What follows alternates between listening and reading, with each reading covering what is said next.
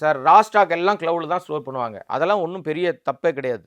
பண்ணி தான் வைப்பாங்க. அங்கேருந்து நீங்கள் வந்து காப்பி எடுக்கணும்னா அதற்கும் நிறைய விஷயங்கள் இருக்குது.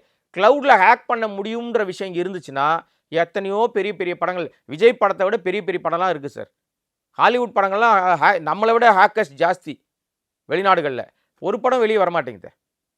இது திட்டமிட்டு தாவேகா தரப்பு விஜய்க்கு தெரிஞ்சோ தெரியாமலோ விஜய்க்கு ஃபேவரான விஷயத்தை ஏற்படுத்துவதற்காக அவங்களுக்கு காசு ஒரு பொருட்டல்ல. நீங்கள் காசுன்னு திரும்பி வரக்கூடாது.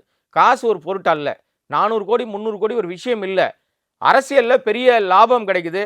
ஆட்சி அதிகாரம் கிடைச்சிட்டா 300 கோடி 3000 கோடி சம்பாதிக்கலாம், 30,000 கோடி சம்பாதிக்கலாம். நம்ம தான் லாட்ரி சீட்டு மோகத்திலே இருக்கிறோமே. நம்ம தேட்டர் லிஸ்ட்டு என்னது தேட்டர் டிக்கெட்டில் மோகத்தில் இருக்குமே. ஒரு பக்கம் லாட்ரி, ஒரு பக்கம் தேட்டர் டிக்கெட்டு சம்பாதிச்சிடலாம் நம்மன்னு கணக்கு போட்டிருக்கலாம். யாரோ கணக்கு போட்டிருக்கலாம். அந்த யாரோன்றது யாரும் நானே சொல்லிடுறேன். ஆதவ் தான் சொன்னார். இந்த குற்றச்சாட்டுக்கு இந்த வெளியில் வந்தது காரணம் எல் முருகன். அவருடைய கட்டுப்பாட்டில் தான் இருக்குது.